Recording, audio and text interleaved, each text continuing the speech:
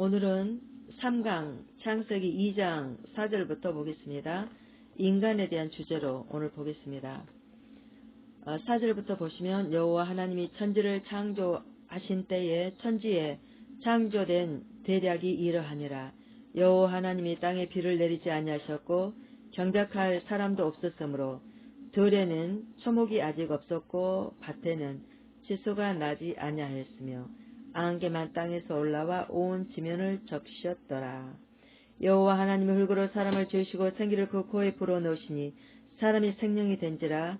여호와 하나님이 동방의 에덴의 동산을 창설하시고 그 지으신 사람을 거기 두시고 여호와 하나님께서 그 땅에서 보기에 아름답고 먹기에 좋은 나무가 나게 하시니 동산 가운데는 생명나무와 선악을 알게 하는 나무도 있더라.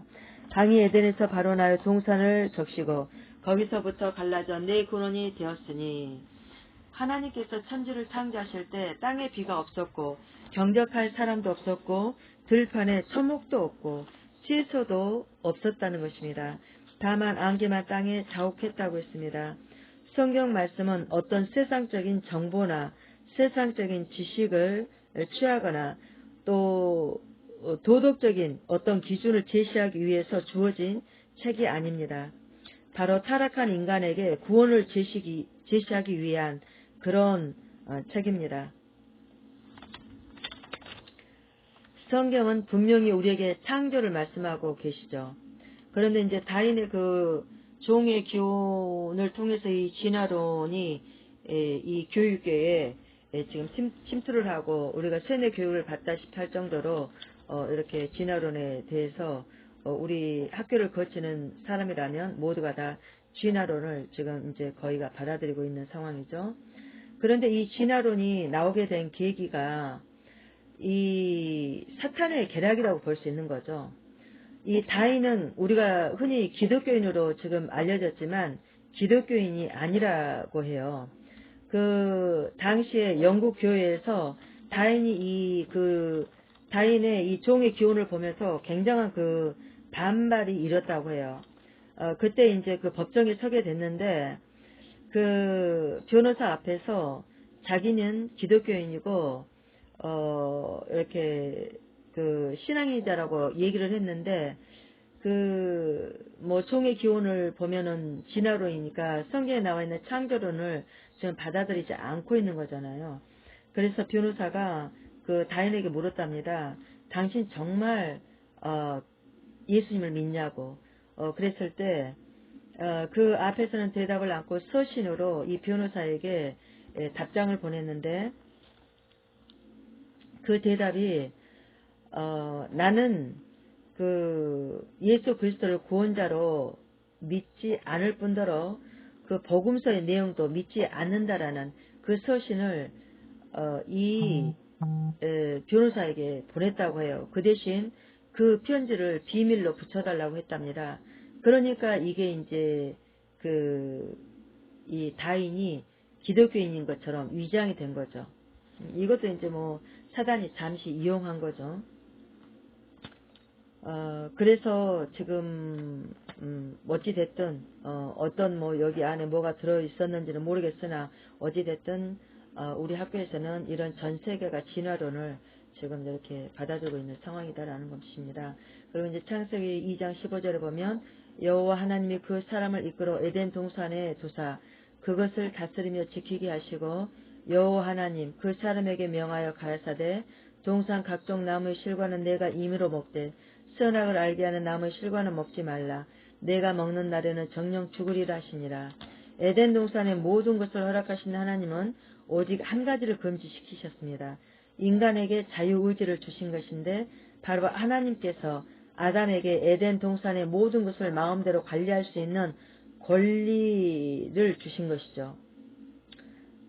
그 16절에 내가 임의로 먹되라는 것이 그 증거라고 볼 수 있는 거죠. 하나님께서 인간을 로봇처럼 이렇게 자동적으로 움직일 수 있는 그런 존재로 만들지 않으셨다는 것입니다. 인간은 느끼고 생각하고 행동하는 인격적인 존재로 만드셨다는 것이죠. 그래서 하나님과 인간과의 인격적인 교제를 원하셨던 것입니다. 그리고 순종의 시금석으로 선악과를 만드셨는데 하나님께서 인간이 자신의 자유의지를 굴복시켜 하나님께 순종하는가의 여부를 시험하시기 위해서 선악과의 실과를 먹지 말라고 금지 조항을 만드신 것이죠. 다시 말씀드리면 선악과는 우리가 하나님의 뜻에 순종하는지의 여부를 판단할 수 있는 기준으로 세워둔 것이라는 것입니다. 이것은 인간에게는 순종할 수도 있고 불순종할 수도 있는 선택이 주어졌다는 것이죠. 그리고 이것에 대한 불순종의 결과는 2장 17절에 내가 먹는 날에는 정령 죽으리라라고 했습니다. 그런데 이것은 선악과를 따먹는 그 행위 자체가 죽는다는 것이 아니고 하나님의 말씀에 불순종한 것이 죽을 만한 일이라는 것이죠. 이 구절에서의 죽음은 영과 육이 분리되는 육체적인 죽음뿐만 아니라 인간의 영혼이 하나님과 분리되는 영적인 죽음까지도 모두 포함하고 있다는 것입니다. 우리는 많은 것을 할 수 있는 선택권을 가진 대단한 존재이지만 그것은 하나님의 뜻과 결부되어 있는지의 여부에 따라 생명과 사망의 길이 될 수 있다는 사실입니다. 18절에 그리고 하나님께서 사람의 독초하는 것이 좋지 않기에 돕는 배필을 지으시니라 하시니라. 여호와 하나님의 흙으로 각종 들 짐승과 공중의 각종 새를 지으시고 아담이 어떻게 이름 짓나 보시려고 그것들을 그에게로 이끌어 들이시니 아담이 각 생물을 일컫는 바가 곧 그 이름이라. 아담이 모든 육족과 공중의 새와 들의 모든 짐승에게 이름을 주니라. 참 대단하지 않습니까?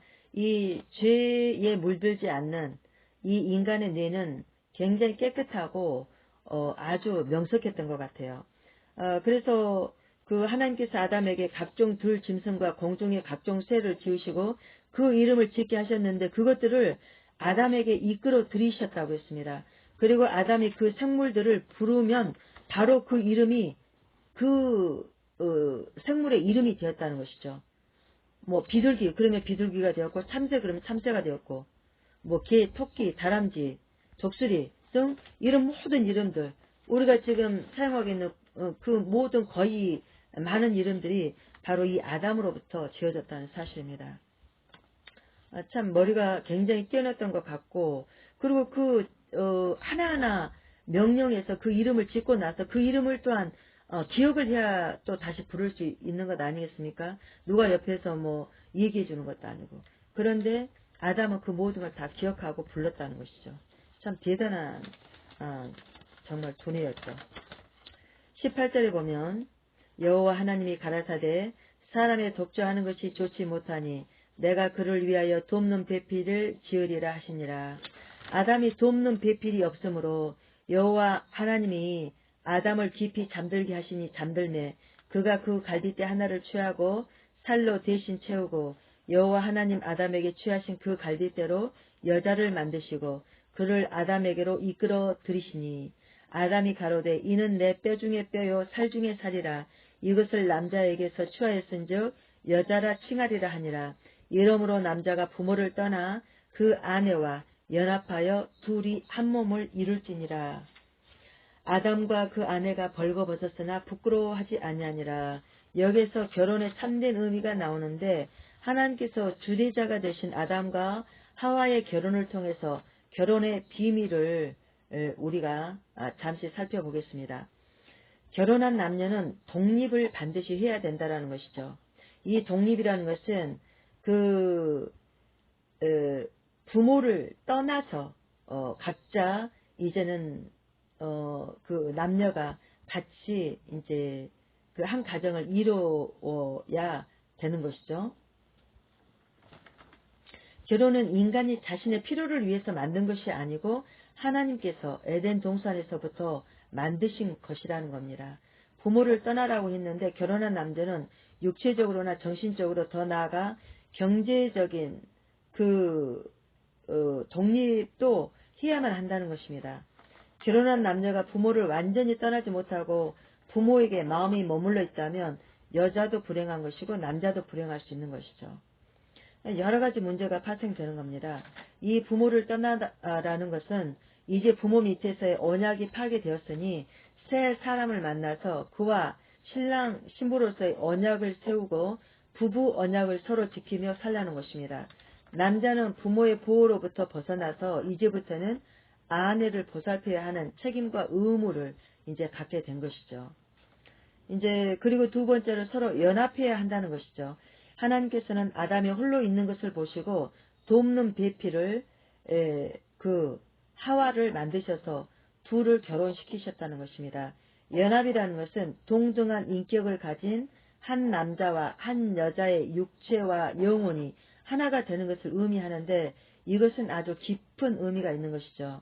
이것은 바로 신랑 되신 예수 그리스도를 맞이할 우리 신부되는 성도들은 남편을 위해 단장한 것 같은 영원한 새 예루살렘에서 살게 될 그 날을 바라보며 우리가 영적인 단장을 하고 우리 예수 그리스도와 연합하여 우리가 함께 살 수 있는 그 자격을 지금 갖춰가는 거죠. 네. 그래서 우리가 이제 두 인격체가 가정이라는 하나의 공동체를 이루어 서로 사랑하는 것이 결혼인 것처럼 우리 성도가 남편 되신 예수 그리스도를 만나 영적인 만남이 이루어질 때 하나님과 우리도 하나가 되는 것이라는 것입니다. 마치 예수님과 하나님께서 하나이셨던 것처럼 이 결혼의 관계는 사람이 나누지 못한다라는 것입니다. 그리고 이제 세 번째, 이 부분은 순결해야만 한다는 것이죠. 결혼 관계는 사람이 기초가 되어 순결하고 아름다운 그 관계를 형성하게 됩니다. 결혼 관계는 서로의 모든 것을 다 드러내놓고도 부끄럽지 않을 수 있는 관계라는 것입니다. 절대적인 이해와 관용이 결혼에는 너무나 많이 꼭 필요하다는 것이죠. 또한 이것은 그들이 서로 순결하다는 것을 의미하는 것입니다. 육체적으로나 정신적으로나 영적으로 순결해야만 한다는 것입니다. 우리가 예수님을 알지 못할 때는 우리가 세상적이고 육신적이고 정욕적인 그런 삶을 사는 경우가 많죠. 주님 안에 들어와서도 그러한 삶을 사는 경우가 많이 있습니다. 그러나 하나님의 말씀을 더욱더 깊이 체험하고 주님과 영적인 연합과 또 주님의 그 말씀을 통한 우리의 심령을 통해서 징계하고 채찍하시는 그런 이제 그 과정들을 통해서 우리가 연단되어 가고 단련되어서 정금같이 나오는 우리 심령이 되어서 그리스도와 연합할 수 있는 그런 이제 그 준비의 과정이 되어 가는 것이죠. 이제 순결하게 되어가는 것이죠. 그리고 결혼이 그리스도와 교회와 연합이 되기 위하여 우리 또한 영적으로 늘 노력해야만 한다는 것입니다. 에베소서 5장 22절부터 33절에 보면 아내들이여 자기 남편에게 복종하기를 주께 하듯 하라. 이는 남편이 아내의 머리됨이 그리스도께서 교회의 머리됨과 같음이니 그가 친히 몸의 구주시니라. 그러나 교회가 그리스도에게 하듯 아내들도 범사에 그 남편에게 복종할지니라. 남편들아 아내 사랑하기를 그리스도께서 교회를 사랑하시고 위하여 자신을 주심같이 하라. 이는 곧 물로 씻어 말씀으로 깨끗하게 하사 거룩하게 하시고 자기 앞에 영광스러운 교회를 세우사 티나 주름 잡힌 것이나 이런 것들이 없이 거룩하고 흠이 없게 하려 하심이니라. 이와 같이 남편들도 자기 아내 사랑하기를 제 몸같이 할지니 자기 아내를 사랑하는 자는 자기를 사랑하는 것이니라. 누구든지 언제든지 제 육체를 미워하지 아니하고 오직 양육하여 보호하기를 그리스도께서 교회를 보양함과 같이 하나니 우리는 그 몸의 지체임이니라. 그러므로 사람이 부모를 떠나 그 아내와 합하여 그 둘이 한 육체가 될지니 이 비밀이 크도다. 내가 그리스도와 교회에 대하여 말하노라. 그러나 너희도 각각 자기의 아내 사랑하기를 자기같이 하고 아내도 그 남편을 경외하라.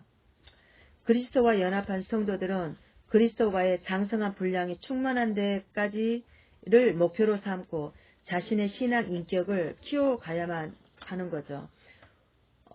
우리가 사는 이 시대가 얼마나 악합니까? 악에 한번 당해보면 그 마귀의 관계와 그 간교함과 이 거짓과 사기가 얼마나 큰지를 우리가 알 수 있습니다. 그래서 우리는 경계하며 하나님의 말씀을 통해서 마귀의 정체가 뭔지, 우리가 육신에 속한 자는 영적인 자를 판단하지 못하지만 우리 영적인 자들은 이 육신적인 악한 사단의 그 계계를 분별할 수 있습니다. 무엇을 하냐면 하나님의 말씀을 할 수 있는 것이죠. 그래서 늘 항상 우리 자신을 하나님의 말씀으로 나 자신을 지키고 또한 사단으로부터 나 자신을 경계해야만 하는 것이죠. 그리고 우리에게 주어진 시간을 충분히 하나님의 것으로 활용해야만 한다는 것입니다. 만일 그렇게 못하면 그 시간을 모두 마귀에게 빼앗겨 버리기 때문에 그런 것이죠. 세월을 아끼라는 말씀은 시간을 나의 것으로 살아라는 말과 통하는 것입니다. 그렇게 하려면 성령 충만해야만 하는 것이죠. 바울이 술 취하지 말라, 오직 성령 충만을 받으라 라고 말씀을 하고 있는데, 이것은 세상에 속한 자와 하나님께 속한 자의 모습을 대조적으로 지금 우리에게 보여주고 계신 거죠.